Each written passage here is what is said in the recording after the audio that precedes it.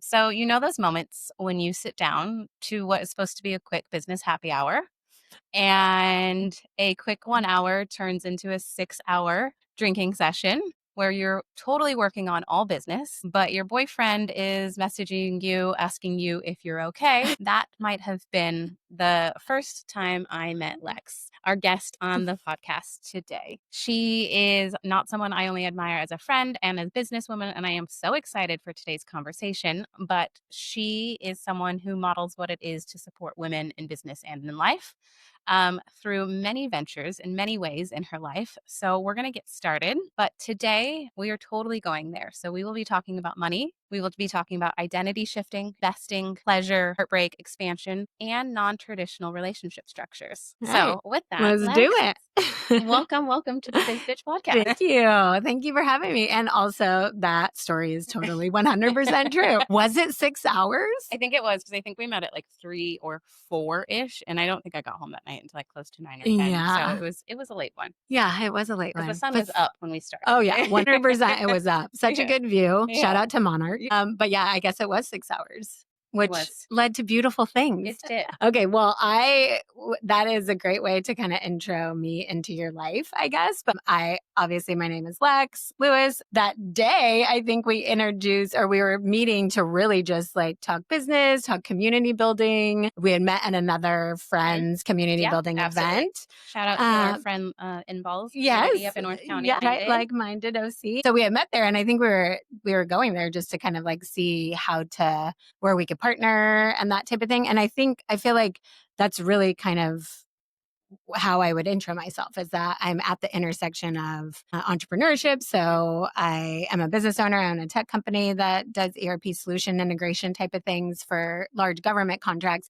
And that sounds super boring, and I always kind of downplay it, but really it keeps the lights on business-wise for me to do all of these other things. And it has me leverage one of my greatest assets, which is my husband, by the way. Maximize every asset, lady. And so that is what keeps the lights on. But I'm also a early stage startup investor in only female-founded companies. So obviously that also means I advise. And then I build the tech company that I own also builds tech for women doing great things. And then I also have like a very large real estate arm that also supports women in all of those things that they want to launch and do, and own several short-term rentals, land, that type of thing. So that's on the business side. But I would say, like, more than anything, I'm just a good vibe. Yeah, she is. She's a real good time. She's a good time. I'm just a good vibe. My, like, Scorpio energy is like, I need more of this. How do I get more? Yeah. I would share her with her 5 children and her husband. I'm not sure, but I try.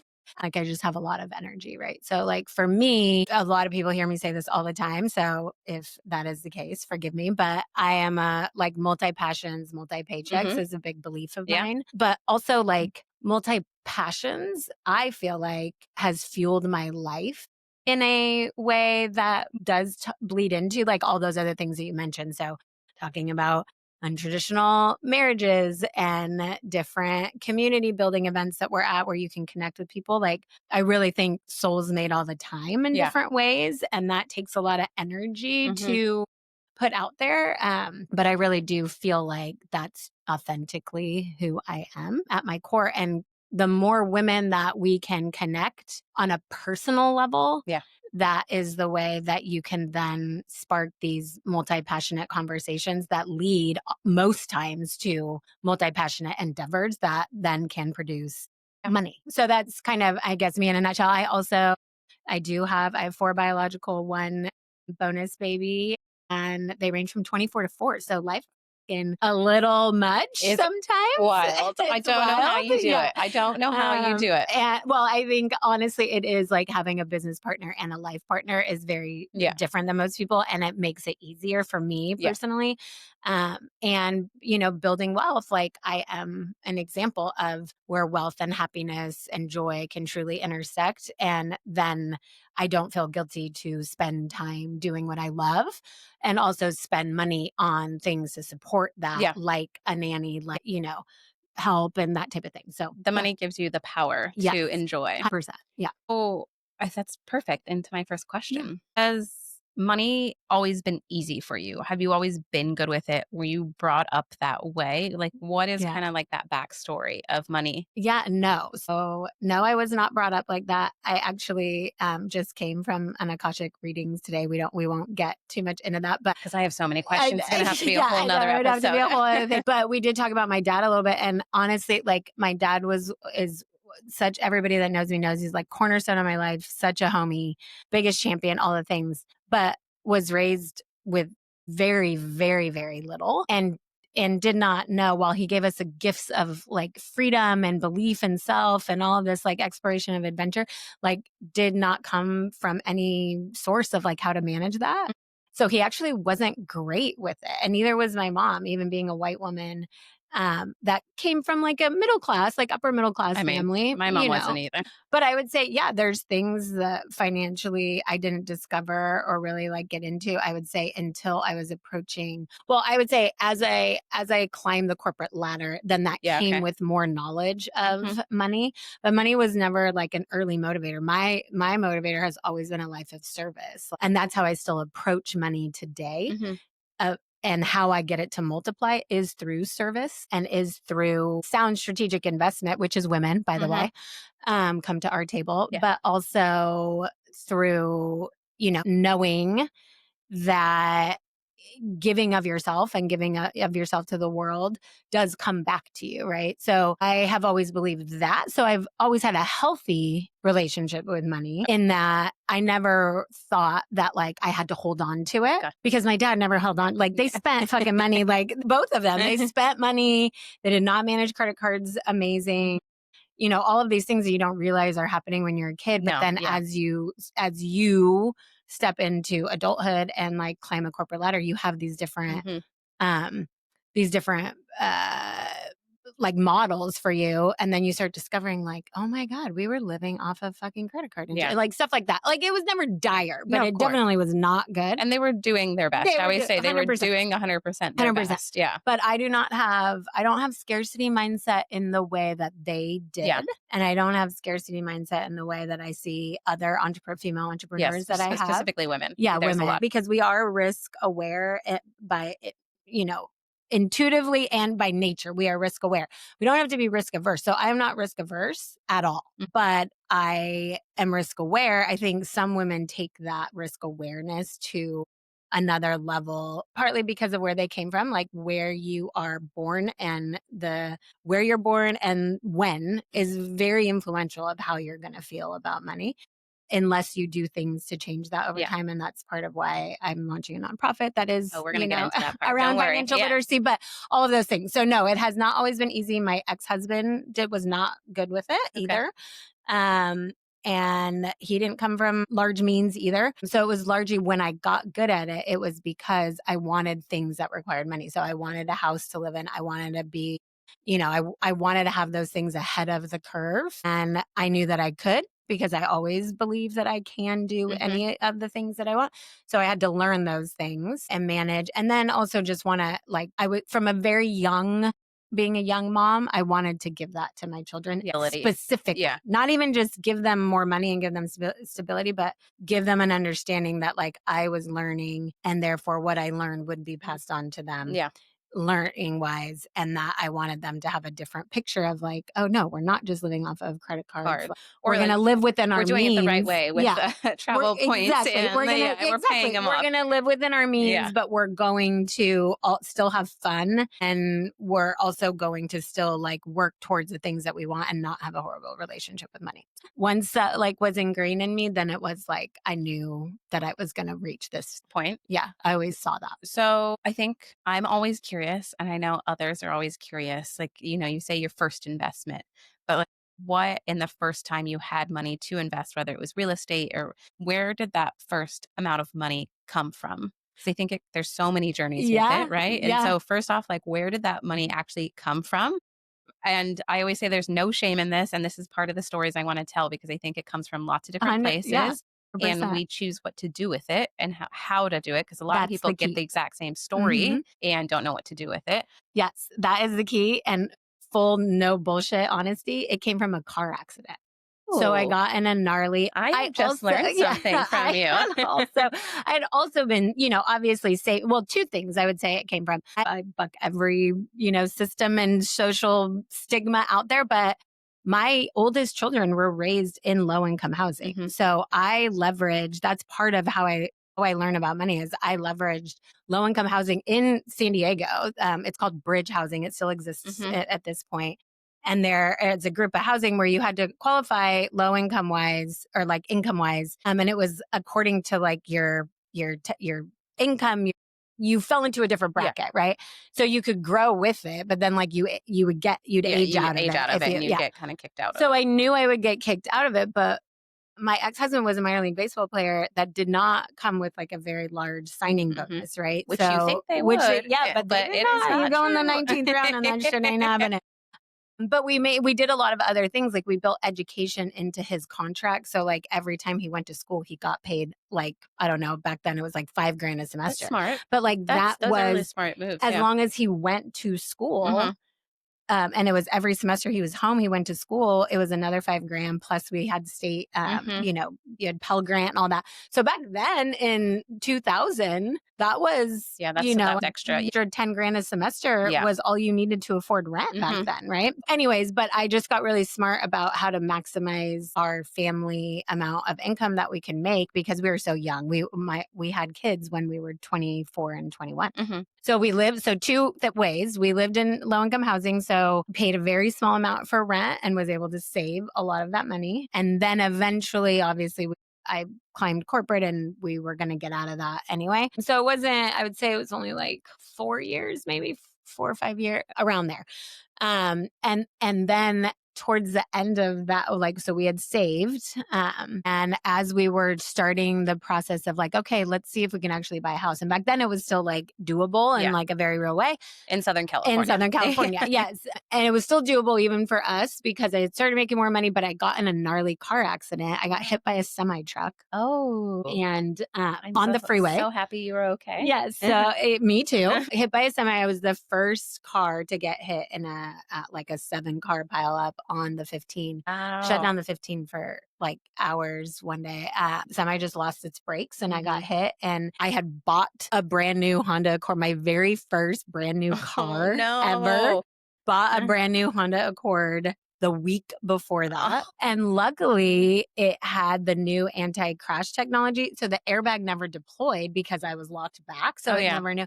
And that's how you break your neck. So the woman in front of me actually she had an older Honda Accord and the airbag Ye deployed and she broke her neck. Yeah. Oh, So because it was a brand new car, that full amount of that car that got yeah. totaled and then so I was able to get another brand new car. It's sturdier. I got Honda, another Honda because I was very financially practical, SUV. And because I had to go to like therapy and like all of that kind of stuff, I got a settlement and it was small because again, I was like, I'm not coming after this guy. Ye It was a long period of time. I was going to get something from it. I didn't, clean house. Yeah. I got like, it paid for all my therapy and stuff for like a year. I had to go to therapy. Like I'm talking physical therapy. Mhm. Also went to emotional because it was very traumatizing. I think I got the check that I received after the fees that the lawyer takes from it was $12,000. And that was like $1,700 more than what we needed for our down payment on our house.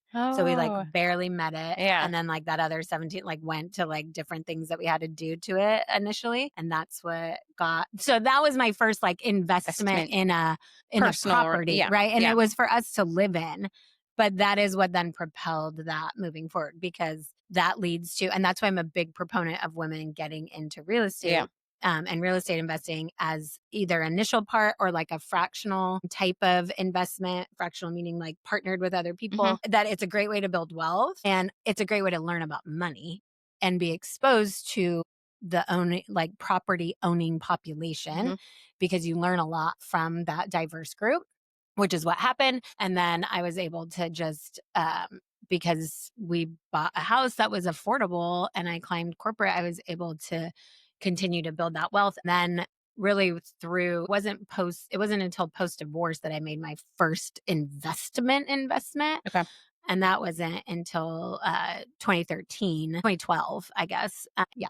So, kind of fast forwarding a little bit from that first investment to more the angel investing Mhm. side, Mhm. because how many years would you say you're in the, not just women, but just in general on the angel investing side? 10 years. 10 Oh, yeah. years. So it was like, right. So real estate investment was the first, couple or the first piece of that. And then I wrote my first check into a male because that's how I grew my wealth was through Mhm. white, rich Sure. males. It's a great place to invest How, because other which, people invest yeah, in them and then you can make money and go do you what you have want with it. you have an investment community that you trust.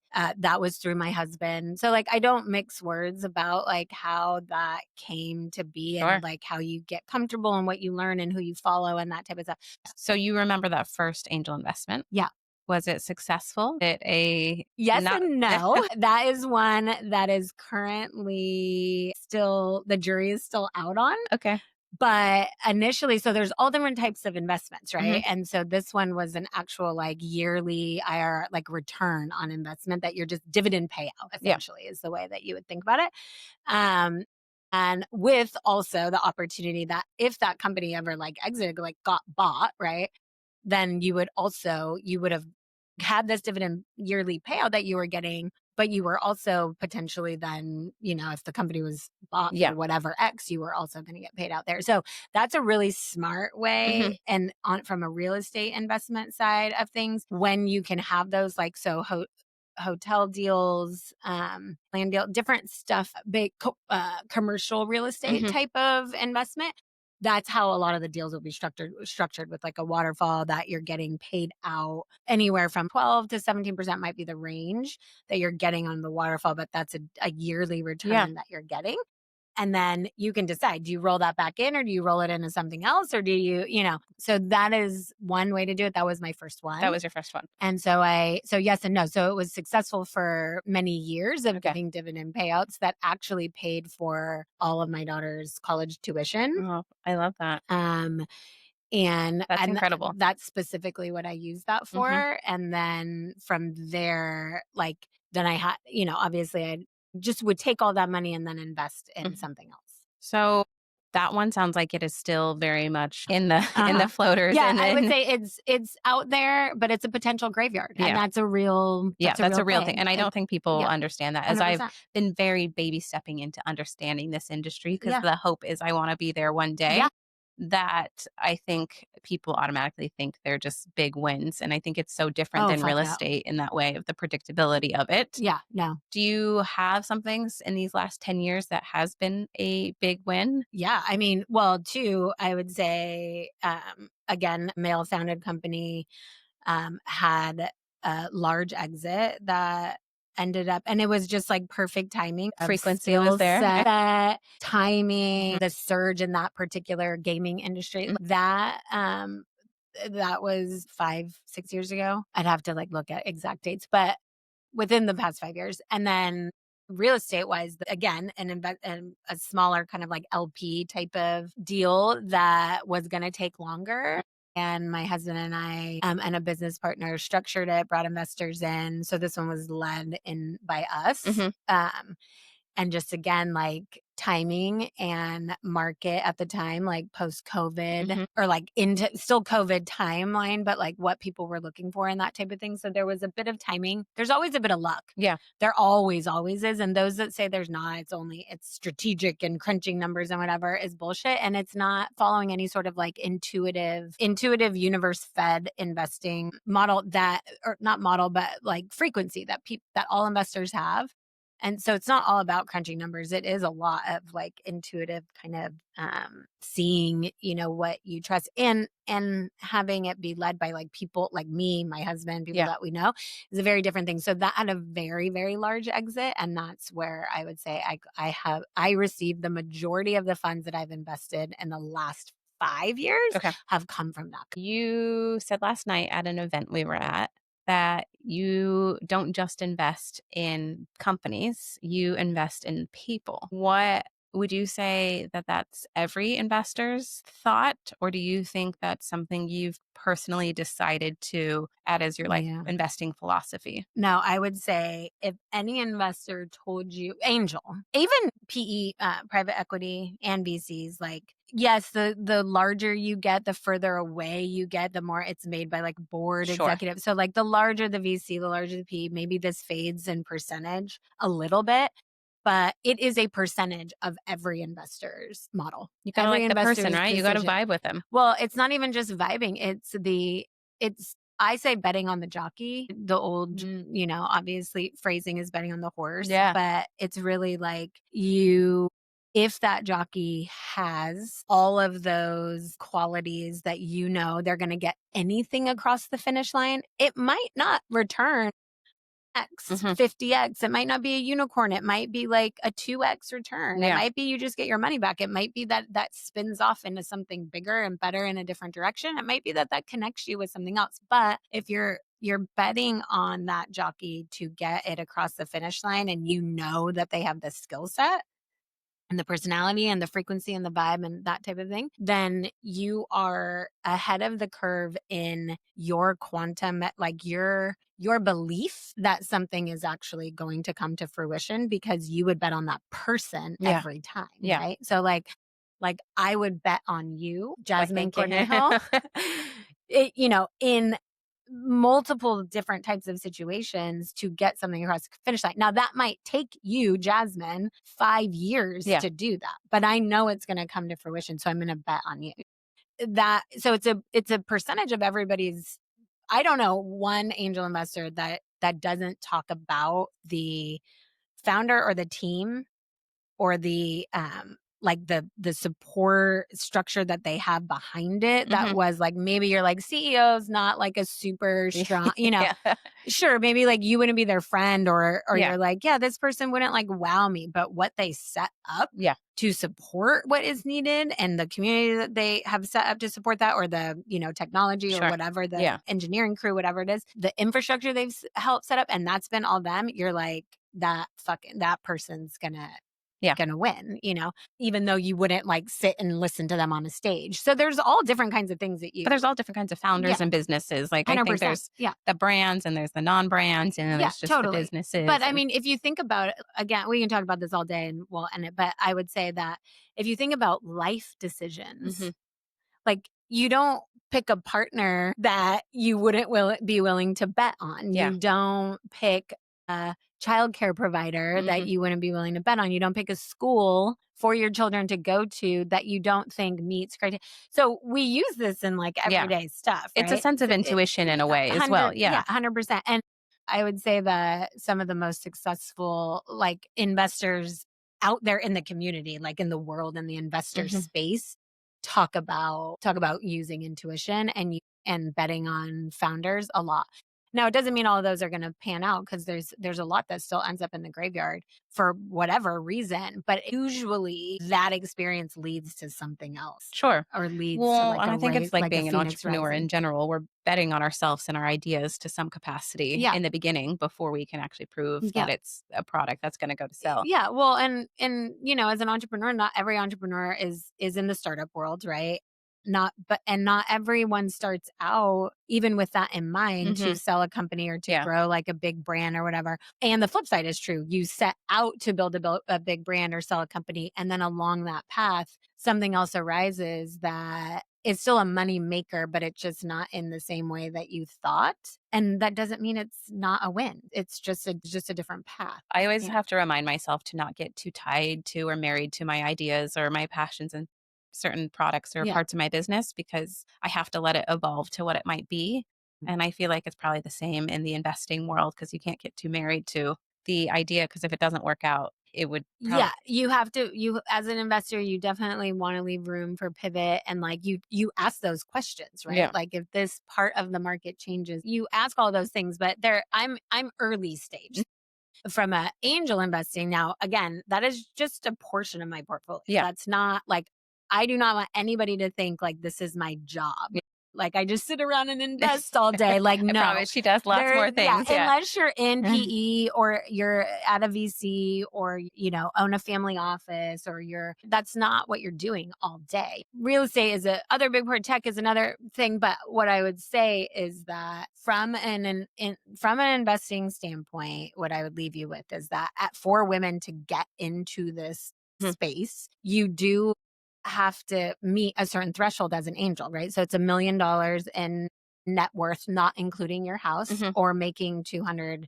Actually, I think it has raised to 250 potentially as a single person, 350 as, and you'd have to check those numbers. It might still be 200 and 300 personal income. So Okay. like you have to meet one of those Yeah. criteria to angel invest. That is, and it's, Yeah. and to be honest, it's self accreditation. But if you ever got audited Sure. and were caught, then like, yeah, Yeah. you would lose that investment, and all of those things come with that. You usually are just checking boxes to say that you meet that threshold. So this does come later in life, Mhm. right? For most people. But that's why I talk about maximize every asset, because for me, while I was making that in corporate, Mhm. right, before in corporate education, well, between that and real estate, I was making that amount of money as a single person. As a partnership in combining assets, right, then that amplified my ability to meet the other checkbox, which is just the $1 million net worth. And or $2 million as a couple. And so you again through that. So it's all pieces of Yeah. puzzles, right? And you're never doing it like completely on your own. You're always leaning on, information that is out there in the world, other groups that you're a part of, that you trust and Yeah. know that have been in the game longer. And also like your partnership with your partner needs to support that. Now, that doesn't mean you need to start out that way, Sure. but it should be part of the conversation for sure. And that goes into like everything. I meet women all the time that are like, I want 4 kids and I want this and I want that. And I'm like, I didn't hear one thing about like what you Yeah. want for your life, because that is going to, Yeah. that is going to shape whether you really want those 4 kids or you really want, because as those things happen, then you're like, okay, what can I actually afford and what can I, so that goes back to that like financial literacy foundation, which is why I talk about you have to meet, you have to learn about like accredited investor and real estate, and start in real estate investing that does not require accredited investors that can help you grow wealth to get to that point where you Points. can Yeah. be accredited. And that's really only, I mean, that's a small part of every angel's portfolio. They're making lots of money off of real estate, market, Sure. PE, Yeah. all of the stuff. It's very wide. Crypto, all of the things. You're like super diversified always. Yeah. So it's not just angel investing by any means. You mentioned the family part of it and the husband part of it as like a huge part of the journey that you're on in the support system that allows you to do what you're doing. But also, it's funny. I always think, and this is my podcast, and it's, I'm going to say what I want to. Get it, girl. Super mommy mommies drive me nuts and I love them to death and there's a place for them. But you're not one of those, at least in Don't this. say you love them to death. No No, one, they're no one very, loves you them. They know, don't even love themselves to death. it's just So like ones that can't talk about anything else. And I get it when you mhm, first have the baby or you first, it's the same. When you totally. first get a Yeah, boyfriend, that's everything's one a thing. But totally. like when their whole life revolves around that, it's really hard for me to come to line with them and just relate with them. But I thought that was, I think, one of the most fascinating pieces of first meeting you. And I think everyone, when you stand up at an event and you go, oh, by the way, I have 5 kids, and you do all these other things, that you don't come to the table as this like mommy, mommy. I've heard you go a whole night without even mentioning your children, which I think is a magical thing. And I think I tend to surround myself with the moms that do that more than the other. More, and it's probably because I don't have children, but I feel like you guys all relate to each other when you're in my world because you have multi dimensions of who you are and pour Yeah. into yourself. And also have built this life of allowing yourself to raise kids the way you want to with support. Do you think your involvement of how you are a mom before the money is different than your involvement in how you are a mom now because your kids are different ages, or also just different partnerships and different husbands and the way they show up in your life? All of the above. So I would Because say I think it's a yes. really important Yeah. question to ask yourself when you're going into these things that a lot of women don't. And even not wanting Yeah. kids is, how's this partner going to support the life that I Yeah. want and the. Yeah, 100%. I would say that, well, obviously I mentioned it, but my kids range from 24 to 4, right? So I raise kids in 2 different generations, literally 2 Very, different yes, generations, yes. right? That's why I asked, So because yeah, you've kinda had an involvement of yes. yourself in that time. Yeah. So yes, I would say absolutely I'm a different mom. But where I was the most different, and my kids, if they were here, would say the same thing, is that like I'm much calmer and not as disciplinarian as I was with them. And Are your also older kids jealous of your younger kids? They're like, uh "Why are you so I relaxed with don't them?" I You were like, know sometimes they like like really it comes into play when Walker, because Walker, my 6-year-old, is flexing hard right now. Yeah, That she's is the the boss age, lady of the by house. yeah, by the way, every Mhm, mom out there, mhm. that is the age where they start to flex, and it's good, especially for young girls and all of the things. But Get that little voice. she flexes a little too hard. I still run a household that is full of respect. Yeah, of course. So that is, where the flexing like then needs to come into balance. And I would say the first generation of kids, I flex too hard on them. So I would say Ah, I was over disciplinarian, okay. over like, I mean, they hear Walker talk back now. They will all like the other day it happened and all three of them were in the house, all three of the older ones. And remember, Deanna didn't come on the scene until she was 8. Yeah. But she also I don't talks even think about I like, realized it was that early. so it's been a whole thing. Even, Deanna came in at 8 and she even came in knowing that there was a healthy fear of me Yeah. in that I made the decision, I ran the house kind Mhm. of thing. And they all, the other day when Walker talked back, they all three, their heads all turned to me at the same time. Like it was like, are you going to let Yeah, that you gonna happen? let that And I just was 6-year-old like boss you around? standing at the sink and I just looked at them and I was like, isn't this fucking crazy? Like that she thinks This little boss of this house? she has this like this like reassurance that she can just talk like that, Yeah. So that is one way that and obviously that changed over time, them coming in Sure. teenage years. We were always very close, but yes, I was going to raise my kids very differently than how I was raised in terms of lots of things, right? The point is that it was different in that way. Also from a money perspective, my older kids and now remember, Diana was raised in a different house. So she does have a scarcity mindset that she has to work through because it was very scarce. But she learned abundance through being in our life. So that's why I do encourage people, like, you don't have to be a mom, Yeah.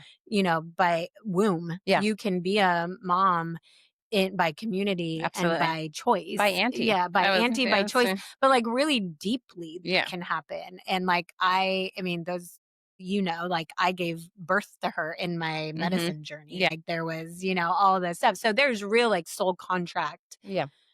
connection there. But with my older kids and her, they definitely have a different idea of like what the value of it. Like Mm. this costs money. I am going to not like ask for that Yeah. or not. And they like all of them have an IRA. They all put money in an IRA. They all an IRA. Yeah. I put the girls through a financial course. Nicole Chessa, shout out to her, that guided them through that, because in order for them to be executors of our trust, they had to go through this program taught by somebody other than me Ah. that taught So they them respect it about and they learn all it. of Yeah. the Absolutely. things so that they respect it, learn it, and can ask questions without me there Yeah. feeling like, whatever. So they all like do some sort of like investing or managing IRAs or, whatever. Would like I fucking didn't do Same. that, No. Yeah. And I do think it's the responsibility of our parents, but at the same time, I do truly wish that education got themselves more involved in that process Yeah. for those with different broken families. Because I think there's some things I was learning in high school that was really unnecessary, but Yeah. like didn't learn enough about those Yeah. Well, and and that's setting yourself up for success hence or the financial yeah, literacy nonprofit, yeah, because that is really like if we can structure something that is similar to what like had them go through with Nicole, and like it would be less intense because just time permitting. But you have those things, it's like just like a short crash course in like all of these things, even like how to manage, how to maximize credit card hmm points and which ones to choose, and that you shouldn't ever use a debit card, yeah, and like, you should use an ACH account to pay for certain things so you don't have to pay extra percentage points on sure, things. yeah, But as long as you pay a credit card off every month, yeah. The that amount, is you live off of that borrowed credit for that period of time. That does not mean you're living off of credit forever, like our parents might have done. It's for that period of time that you pay off every month, and then you're getting so many perks yeah. from that thing, right? So even just that little thing Was is it something I didn't learn until Was it you? I feel like it might have been you or someone who said that rich people or people with money are the cheapest people at the airport. because Mhm. they have flown on points. They go to a 100%. lounge. Cheapest travelers Yeah, they ever. go to a lounge. But we say cheapest Yeah. in the way, really cost effective, but Yeah, it's cost yeah, effective, but like they're not spending at not the spending restaurants and the money. bars because they're in the 100%. lounge. They've got the points, which is how they got their flight. They're not Yeah. paying for luggage. They've upgraded to first class on points. 100%. And they're the ones flying the most but spending the least at the airports. And 100%. it's those that don't know Yeah, how to that's leverage. but yes, I told Devaney the other or yesterday was like, I have to meet my flight amount to hit A-list for Yeah. Southwest. And I figured out that I was like going to be 4 flights short. Or 6 flights short. So I legitimately in December have 6 Really random flights. trips. Like I went up to San Francisco on Tuesday, flew up in the morning, flew back in the afternoon, hiked all day in the redwoods. We could have timed that better. I leave tomorrow morning at 6 a.m. for San Francisco. Yeah, there you go. I mean, but I just spent a day up there. I I love that. didn't miss seeing my kids. Yeah. And it was $39 each way. And it counts towards my flight. And people are like, well, then you spent money and you didn't get anything. Well, the A-list for next year gets me free checked baggage, priority boarding. Yeah. I get all the perks, purchasing the less ticket. So when you did the math, I was like, it pays for itself. Yeah. Plus, you also get a life enriching experience. Yeah, of course. Which is honestly, if you also crunch the numbers, it just financially makes sense to plan ahead. And that's what people don't understand is that you might be spending $1 today, but you're investing in the future. And that is money mindset. That's how money mindset shifts when you get to a level where you can actually you're building generational wealth and you're building wealth that is for a future you want to live. You are often going to be doing something where you're like, I'm spending 30, so $80 that I don't need to spend right now. It's $80. If you really need to figure that out, don't buy Starbucks once a week for 4 weeks. Or if you're an entrepreneur, go sell a product or a digital client or book a paid call. Like, if you're an entrepreneur, we have control of those levels. And that's the financial literacy thing too, is that like budgeting is both, which is very different for women because we are creatives and we are hustlers and we are magic makers. And those are, whatever. Sell a cute purse on that from the beginning of time, this was like our role in the world to be creative and to be in community and to leverage that community. We just shifted to living in a patriarchal setup because that's what the world did, but we don't have to do that. Yeah. So that's the thing is that like you can, from a financial literacy, you can either cut something out. And if that's comfortable and makes sense and it's not like heartbreaking, then that's one way, or you can earn more. Yeah. And that's, that is all budgeting though. Yeah. Like people think of budgeting as deducting and like fitting within this like certain, threshold. Sorry. But it's not. You can just earn more. Also get I think that's the power of entrepreneurship. I think it's something I remind myself of daily is if I want something rather than being like, oh, I have to budget or I have to control spending here. I'm like, all right, who do I have to go close? What do I have to go do to get that thing I want to, which is I think where we don't get capped on income as entrepreneurs, as long as we can keep pushing forward. 100%. I'm going to switch us gears and go back to that happy hour and something you dropped on me so casually during that happy hour. And let me just preface, I barely have time to juggle my one boyfriend and you're over here at times managing multiple and a husband.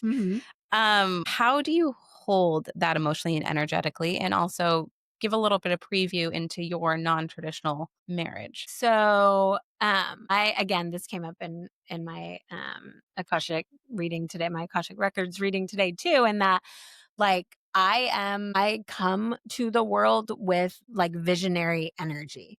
I work towards the life that I like envision as a visionary, right? So if I see that what I saw as a child of how relationship was not working at home in lots of ways. Again, great parents, not exactly great relationships that they have, right? So if you're raised like that, you can do one of two things. You can, have that trauma live with you and like wreck things for you later, or you can envision a different way. And even as a young person, I did not feel intuitively in the center of me drawn to monogamy in a way that was like something I needed. Yeah. Right. And so I always kind of like knew that and like knew that I thought of things differently and also I didn't ever want to have freedom. Like those are my big things. Like freedom and courage are like my two big words that I resonate with, and feelings, values that I resonate with. So, Personal values. yeah, so those are two of my very big ones at the forefront of how I live my life. So I knew that. However, I also got caught in, I was still raised in traditional Sure. United States patriarchy. We all are. Yeah, Yeah. So, absolutely. It's the same it reason why turns I thought I out, wanted to be a mom and get yeah, married and then was like, exactly. hold on. And culturally, you and I are both Latinos. So, Yeah. like, you see that all around I was you. meant to have 10 kids Yeah, in my family exactly. line. We are breeders. Me, Yeah. each of my sisters and myself have four Yeah. biological children. Yeah, it also fell on that. So there was still, and like life is a journey, right? So there was that what I knew just didn't like really make sense to me and like what I wanted. I had the courage to live a life of freedom Mhm. and a different life. I knew that it would also take time to build. Um, and I also was so caught up in that like cultural, type of thing. So I got married the first time being like, okay, this person is, it makes me laugh and is like, just kind of where I came from and that type of thing. Eventually we'll be able to evolve into that because, like he's so Sure. easygoing. I was visionary, like all that would like evolve into that. And that wasn't gonna go that way. We also had, like, the church's influence Mm. because there was a stint of time where I was, in the dogmatic, like, faith of Mhm. Christianity, and so that was an influence, and so you have, like, all the things that, like, over your journey are gonna, like, influence you, so that was a period of time when I was married to him where I was like, "Oh, it can evolve into this." You get caught in the having kids and the grind and all that, and it kinda, like, takes a back burner, but then I still was like in me Yeah. knew that that is not how I wanted to be. Also knew that that wasn't the person that I was meant to have like a life partnership Yeah. with, which it was very painful and it was super Sure. hard, but I courageously made that decision for my life and for his life is better for it now too. And so then I knew the second time around I was going to do it differently. Yeah. And so Phil and I had these conversations early on. He didn't know if he want like same all of the things. Yeah. We Sure. wanted to get married, have kids. In the beginning, that evolved to where he really wanted to have kids and wanted to be married purely because my family would not have. It's such a big family. He didn't feel like he would be in Yeah. the family unless he got married. And I was like, that's fine as long as we know that this is not a tradition. This is Yeah. going to be a traditional We're gonna set some different marriage rules. and have it be open. And because when you remove infidelity and you remove financial issues, you remove two of the three top things that people get divorced over. Now, I am not saying by any means that this should be what everybody shifts to. No. 'Cause the No. So society, the society. construct was Yeah. not built like that. The majority of women I mean, that's how are, I feel about being child free. I'm like, I don't want to see a world where we're all child free yeah, either because it wouldn't make sense. Like, we 100%. wouldn't Yeah, continue to grow. yeah, same thing. I just Just a space for all of us allowed to yeah, do what feels right to right, us. 100%. But I do think that what all people should explore, as they approach partnership, is that you personally needing to be with somebody monogamously to bring you worth and security is a you problem, Yeah. not a relationship Yeah. problem, not a society problem that society has to like manage for you. It is created, that feeling of needing that is partly created by the construct of monogamy and patriarchy and all of those things. But, and everything's in balance. Like that construct, that construct is what built a great nation. But like I'm not delusional over like the central family Yeah. unit is what built the United States of America. But Like I it also think a lot of them were doing it and not talking about it. Oh, 100 I mean, yeah, I mean, some of the greatest I know. presidents I of was like, all I think it's time, actually been happening a long time and no one's been every talking about greatest it. president of Yeah. all time had multiple mistresses. Yeah. That's not actually like ethical Yeah. non-monogamy, Yeah. right? Like that hurts people. Yeah. And so for me, but it's mostly when I run into like women always have a ton of questions about it, like just like you did that day. And you come from a different like relationship journey also, but like so they always have tons of questions, but it almost always ends with I can never do that. Yeah. How do you just don't get jealous? And it's always around the jealousy. And that's what I would like that's my biggest calling to women in general is like, hey, and I always say like I'm not coming for your husband. Or your girlfriend. Yeah, or your girlfriend. I mean, because yes, I do go both ways. Like, it's really so kind of again the same intersection of like how I live life and what I think about business is do what lights you up. first. Like if you can work towards what lights you up, always, it is just it's so much more a joyful experience. Now that's not always going to be the case. You're not always going to be able to do Sure. what lights you up. Yeah. Sometimes you are going to have to sell insurance Yeah.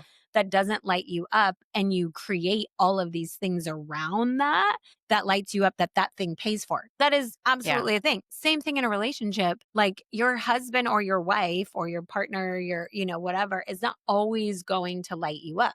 But what are the things about the partnership Mm. that person allows for lighting up and allows for that growth? And one of those main things should be your personal worth to Yeah. yourself. Yeah. Absolutely. And if your own partner, you feel jealous, you know that like, oh, you couldn't do that because you would feel jealous. There's so much that goes around Yeah. deconstructing that is about you. Yeah. And that's if we could all like, I had that records reading today, and I'm like, and I had come from a network chiropractic appointment, which is a different form of chiropractic. Oh, my mom Also, loves that. yeah, My just mom's a big network chiropractor. amazing. Yeah. Yeah.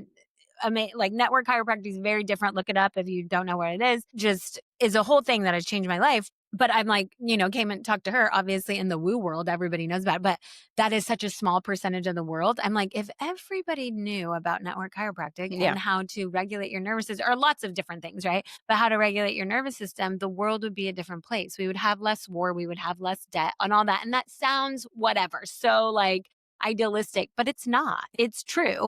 So it's the same thing. If the world had less jealousy and less coveting and Yeah. less, those things, and really it was about like visionary, like allowing your own vision of your life to be the thing that led you, that would lead to more wealth. That would lead to more, like all of those things. That's a true thing. Yeah. And that starts with like how you feel about Yeah. yourself, right? I So, think the jealousy thing is my biggest thing I've had to work on for years in relationships.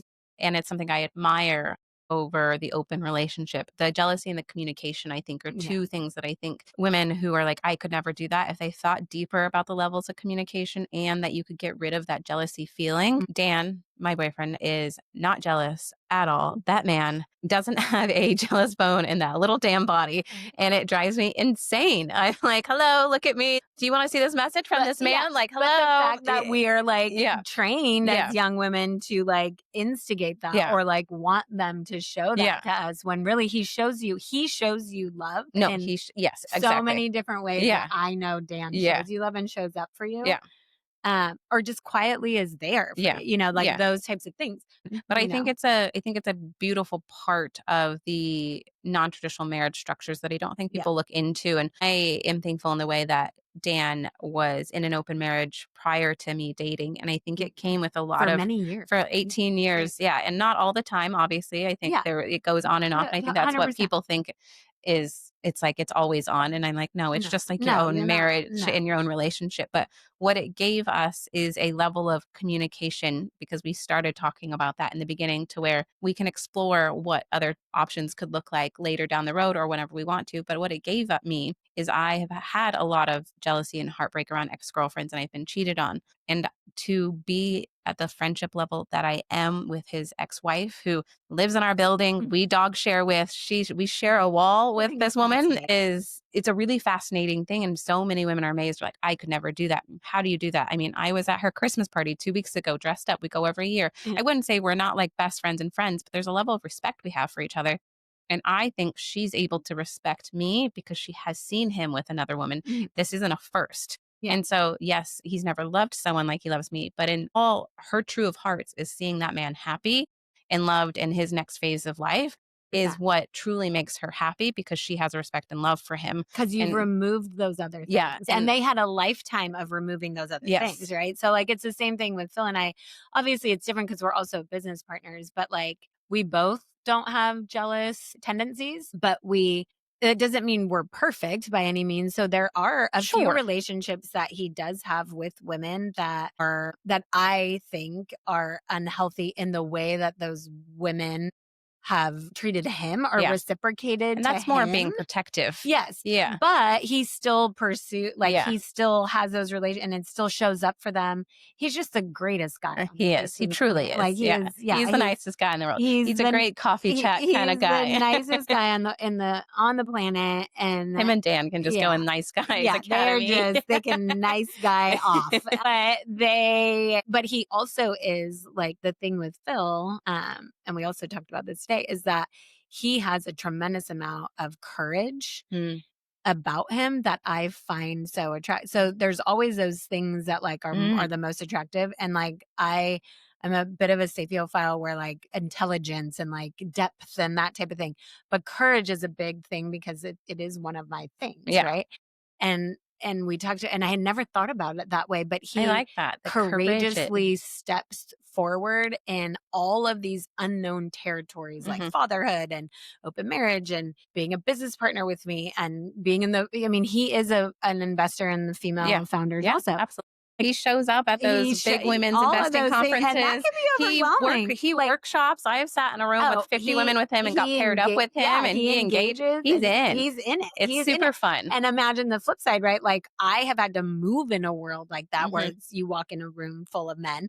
But now that when it's my choice, I don't choose to, it can be uncomfortable, it can be Yeah. overwhelming. It It's just can. like all this, and he chooses to go there all Yeah. of the time and with courage, all the so my point is that like with the jealousy thing, you can choose courage. You can choose to start to believe in a different construct for yourself or a different mentality for yourself that opens up doors in other ways. Mm. And it doesn't mean you go to an open marriage, even just having the conversation about what that Sure. would look like. Using it as your dirty talk, Yeah, even. I mean, yes, yes, like 100%. that That's is such a like, yeah, kink. And that yeah, is part of it, right? Like, you and I have talked about this, but yes, that's like my kink, right? yeah, Is that like that is what I'm into. And I'm not, I don't play into the stigma around that. Like I just speak openly yeah, about like we all have those things. sure. And if you can And if you haven't courageously, found yours yet, yeah, go do find some work. yours. Do Find some your work king, and keep find finding yeah, her and and keep yeah, working on her. all of the above. But I do think that like that, since to tie it back to business also, like it takes courage to do what we do. And it It takes is. courage to not go back to corporate. It takes courage Mhm. to have a child when you're unsure of whether Yeah, you want to, but your partner does, and you know that you will make it work. And it takes courage to choose not to have children. yeah. It takes courage. We make courageous decisions Mhm. all of the time, but it takes courage to do what we want to do, to believe in ourselves enough that we are our lifeline, like Yeah. we are our livelihood. That takes courage. So if you are held back by things like jealousy or like not knowing what your kink is or like being afraid of abandonment Mhm. that could lead to, right? Those are things for you to tackle Yeah. to free up space for more courage. Yeah. And if you have more courage in life, you will be more successful because some things will fall flat on their face and that's fine, but you'll have the courage to be able to still do the next thing Yeah. that could be the big hit. And all of this again, like can sound so like cliche and fluff, but I literally am the living embodiment Yeah. of that, And I think yesterday, like we talked different people talked a little bit in another workshop that Jazmin co-led yesterday, Evolution Room. Yes. We talked a little bit about that with different, things coming up, but I think that, you know, when we talk about like other women that are wealthy and happy or are successful and happy Mhm. or plug in whatever Yeah. word you want for that, you don't recognize how you might be that person for somebody else in your own like small leveled way. Like it might be a small level here or a bigger one here to somebody else. Me, like I can name people, right, that are my example of wealth and happiness. Yes. I can name them and I can name ones that are not. And I also know that I am an example of that to other Yeah, people. And that absolutely. is part of my You were like, that example to yeah, me. thanks. So I'm going to close with this. I often get judged in the fact of the way I show up in my brand, or my brand says bitch, or Mhm. that I dress a little bit sexier. I don't wear Mhm. blazers. Neither do you. We wear short skirts. We wear heels. Like, yeah, we put our curves on. We put our, jewelry on. My brand photos are a little bit sexier. You, for the most part, like obviously, if the setting's right, which most time are very comfortable talking about your open marriage. We're both really open no Yeah. matter what the setting is, even professionally, and don't think that that should come in the way of us building business, wealth, being respected. Yeah. What is a message to women in the community or listening to this podcast that might feel the need to censor themselves more to stay palatable to get that next level? And it's a lot of the time, I feel like, coming from family upbringing, it's coming from corporate trauma, right? Corporate is like, Mhm. you can't say that. You have to Mhm. dress this way. You have to show up this way. Mhm. What is your message to other women, and to be able to push past that and know that you can I meet mean, someone at a business meeting and 2 hours later tell them about your open marriage and still yeah. be respected? It's a good question. I honestly would say that it takes, from a practical standpoint, I would say if you're struggling with anything where you're like, I feel like I need to make myself more palatable, but I don't want to. That's Mhm, internal conflict, right? So for me, I would say like practically do a values kind of mhm, assessment, right? Of like yourself and what are the things you value the most? And then how can you set up, whether that's your image or your brand or whatever, to support those things. And it might be that you do value speaking in rooms with men. And mhm. so if that is what you value and they value you looking more like them and you're okay with that, then that's okay. Yeah, Right. yeah, That's fine. same, yeah, Um, I would agree. but don't do it because you think, don't buy into the limiting belief that you have to stand up in front of a room full of men looking like them. Mhm, So don't just like, don't, carte blanche buy into that. Like, if that's your value, fine. If it's not your value and your value is what we just talked about, right? Like you defined what your mhm, value is, like biz bitch, and going and moving forward with that. We had a conversation about that, yeah, you and I, right? You put time and effort into like, what do I want to align with, yeah, and what do I want to inspire, and what do I want? That was a values assessment, it was right? at Like, the yeah, you 100% did that. So I and I would have to say fully lean into it because I get questioned about it, I get doubted about it, and I do you you have to be unabashedly, yeah. full in on It's whatever the it same is. thing with investing only in female founders. I Yeah, get all of the time like, "Oh, that's nice. That's good work. That seems like rewarding. that's cute. That's great to give back." Or like, "Oh, really? So men don't make money?" Or like, "You really think that?" You know? So I get that all the time too. And I unabashedly have to be like, "No, you want to come and sit down and I'll bring up my laptop right here and show you the statistics Mhm, on why we are actually yeah, sound investment." And I don't ever, like, apologize for it, and I don't get worried about it, and I'm courageous about that. Now, that doesn't mean that I didn't build wealth off of men, and that doesn't mean that sure, men shouldn't be at our yeah, table or that we shouldn't go to theirs I agree, sometimes. But they 100% need both. to be brought to ours Yeah, more often, and the only way that you can do that is to lean in what I truly believe statistically and performatively, just in what I know, right? But I would say practically do that values alignment or values assessment to align. And then I would also say that that internal conflict comes from places that are, you mhm, know, come from your childhood, come from, trauma, come from places that you're stuck at. So like, don't think you're stuck with them. And if you want to move on from dressing like, in a suit like a corporate male every day, and you want to move on from that, you have lean to into do that that feminine internal, energy. yeah.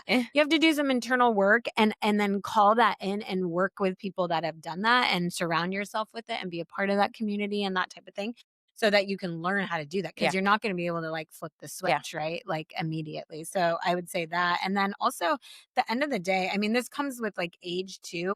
But the earlier you can do this when you are a young woman, and when I say not giving two fucks, it's really not about, I'm not saying you don't care about what other, you have to when you're selling a product or you're building a brand. The how people operate in the market does yeah, matter, yeah, right? Like, so you can't say I don't give two fucks about like whatever, but it's more about how you personally want to courageously live a life. You have to define that first, and then that helps you to unabashedly lean into the decision that you finally make. Yeah. Well, Lex, thank you so, so much for Yeah. today. You are definitely a walking permission slip of what it means to truly live authentically you and build a life of wealth, but also of happiness. And, a little bit of feminine energy, sexiness in there as well, and break all those rules, which is Hell yeah. something Hell I yeah. do admire. Before we jump off, give us a little bit about what is coming next year in your world and where to find you. Because I know you're not a Yeah. traditional Instagram world. Yeah. So it would be more like a LinkedIn world and a company what's Yeah. following. And we'll keep this updated. And to be honest, we'll probably have you back once like the program is actually Yeah. built out. But just a little bit teaser on what's coming in that. So yes, you are correct. I'm just Lex Mom on Instagram. So, but I will start talking about it on there. So the financial literacy nonprofit is next year's kind of like main focus for me because I'm at that point where that's where I can give energy to it. And it is just it's financial building sound financial foundations for a younger demographic of women from a woman's perspective because it is a little bit different in all the Yeah. things that I talked about. So that is 2026 is called Here We Rise, the we standing for women empowered. And but it's open, obviously the resources and everything will be open to anybody Yeah. seeking financial literacy and doing it in a fun Yeah. way. I'm And super the excited. three like main things are that it's your own personal health and wellness, your financial health and wellness, and your community health and Mhm. wellness. So those are the three things that I believe contribute to building wealth. And so there's workshops and programs that are specifically focused on those. So that is coming in 2026. But also I would say fifth quarter consulting that again, we're not on Instagram for that either, any of that stuff. But fifth quarter consulting, you can fifthquarter.com, you can just reach out to me specifically. And really what I do want to lean into in 2026 is that creativity, leaning into creativity where women are prepared or they're ready to move to that next level where they want to make money in their sleep, but they're like, I have this idea. Yeah. It's going to take this technology, but they don't know tech at all. Mhm. And we can help guide that process. And we don't need more business, but what we do need more of in the world is women that are ready to level up to Yeah. another thing and are gonna take that step and have somebody that can guide them in that process. And we are starting to work on building our own like retreat space that will be multiverse because that is a part of what I do with my spaces, my short-term rentals that are in San Diego. Also, that's where Lex Mom 13 comes into play because like DM me there so that if you want to launch, if you want to do any sort of, promotional type event and you don't want to pay, you don't have to pay like the preferred vendor Yeah. stuff, right? That's where you can use my spaces. In 2026, we will start to lay the groundwork for building a retreat space that is multi-use. So events, weddings, camps for kids, and then retreat space for high powered women. I love it so much. Yeah. And I have myself been able to host different events at your beautiful properties. And I'm so thankful. And women and beside the Biz Bitch community have been able to as well. And that is a gift you have given us. And so, so sweet of you because it's allowed Yeah. us to take our dreams to the next level. So 100%. That's all that thank you matters. so much for today. Thank Thank you you. for being authentic with us. And those of you listening, please rate, review, comment, subscribe, and come back for another episode. Bye, bitches.